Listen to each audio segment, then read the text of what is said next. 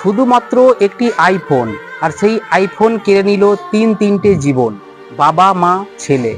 এটা হচ্ছে মহারাষ্ট্রের ঘটনা, যেটা আপনারা দেখতে পাচ্ছেন মহারাষ্ট্রের ঘটনা। ছেলের আবদার ছিল বাবা আমাকে আইফোন কিনে দিতে হবে। বাবার সামর্থ্য নেই, ছেলেকে অনেক বুঝিয়েছে কিন্তু ছেলে নারাজ, তাকে আইফোন দিতেই হবে। শেষ পর্যন্ত ঘটনাটা এমন পর্যায়ে পৌঁছে যায়, ছেলেটা আত্মহত্যার জন্য একটা পাহাড়ে উঠে যায়। তার পিছন পিছন তার বাবা মাও যায় এবং তার সেখানে পুলিশ দমকল বাহিনী প্রচুর পৌঁছে যায় ঘটনা সূত্রে।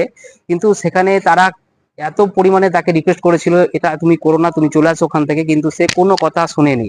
শেষ পর্যন্ত সে ওখান থেকে ঝাঁপ দেয়, বাবা তাকে বাঁচাতে যায় এবং বাবাও ছেলের সাথে মানে পড়ে পড়ে যায় এবং মাও সেটা না দেখতে না পেরে মাও তাদেরকে বাঁচাতে যায়। ঘটনাস্থলে তিনজনই মারা যায়। তো বক্তব্য হচ্ছে যে এখনকার এখনকার দিনে ছেলে মেয়েদের এমন চাহিদা, এমন ডিমান্ড হয়ে গেছে, মানে এটা অ্যাকচুয়ালি বলতে গেলে বাবা মার দোষ থাকে। ছেলেকে সবসময় আবদার পূরণ করতে নেই, যখন যা চাই তখন দিতে নেই, অভাবটা বুঝতে দিতে হয়। আজকে যদি অভাবটা বুঝতে যদি না দেওয়া হয়, তাহলে ভবিষ্যতে কিন্তু এরকম ঘটনা অনেক ঘটে যায়। এরকম ঘটনা অনেক আছে। কিন্তু বাবা মাকে সেই শিক্ষাটা দিতে হবে যে সবসময় যে চাইলেই পাওয়া যায় তা না। বাবা মার জায়গায় ছেলেকে বসাতে হয় যে কতটা কষ্ট একটা ছেলেকে মানুষ করতে, একটা ছেলে মেয়েকে মানুষ করতে কতটা কষ্ট করতে হয় বাবা মাকে, সেটা একমাত্র বাবা মাই জানে। তো আমি বলবো যে প্রত্যেকেই যেন এইরকম মানে ছেলেদের আবদার পূরণ বা মেয়েদের আবদার যেন পূরণ না করে, কষ্টটা তাদেরকে বুঝতে দেওয়া হোক।